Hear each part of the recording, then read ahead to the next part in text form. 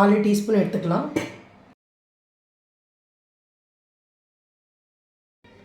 நெய் 2 டீஸ்பூன் போட்டுக்கலாம். கடுகு 1 டீஸ்பூன், 2 டீஸ்பூன் உளுத்தம்பருப்பு, வரமிளகாய் 2, கருவேப்பிலை 1 கொத்து, கத்திரிக்காய் நீல வாக்கில் நறுக்கி வச்சுருக்கேன், அதை சேர்த்துக்கலாம்.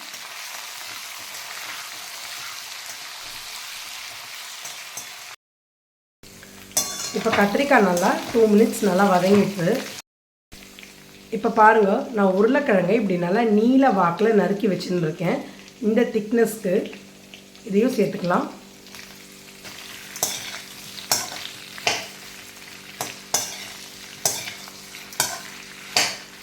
மஞ்சப்பொடி 1 டீஸ்பூன், இந்த டிஷ்க்கு தேவையான அளவு உப்பு, ப்ளெயின் மிளகாத்தூள் 1 டீஸ்பூன், தனியா பொடி 1 டீஸ்பூன், ஒரு 1/4 டீஸ்பூன் சர்க்கரை, இது வேண்டாம்னா நீங்கள் ஸ்கிப் பண்ணிக்கலாம். பெருங்காயம் 1 டீஸ்பூன், காஷ்மீரி மிளகாய் பொடி 1 டீஸ்பூன். இப்போ இதெல்லாம் சேர்த்து நல்லா மிக்ஸ் பண்ணிக்கலாம்.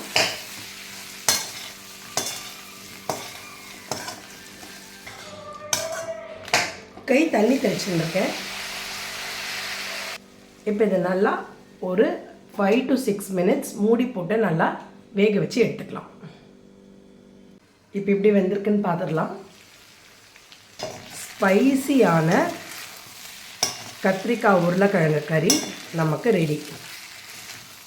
பாருங்கள், நல்லா ஒரு சூப்பராக ட்ரை கறி மசாலாலாம் நல்லா இறங்கி அமிர்தம் ரெசிபீஸ்லேருந்து கத்திரிக்காய் உருளைக்கிழங்கு கறி ரெடி.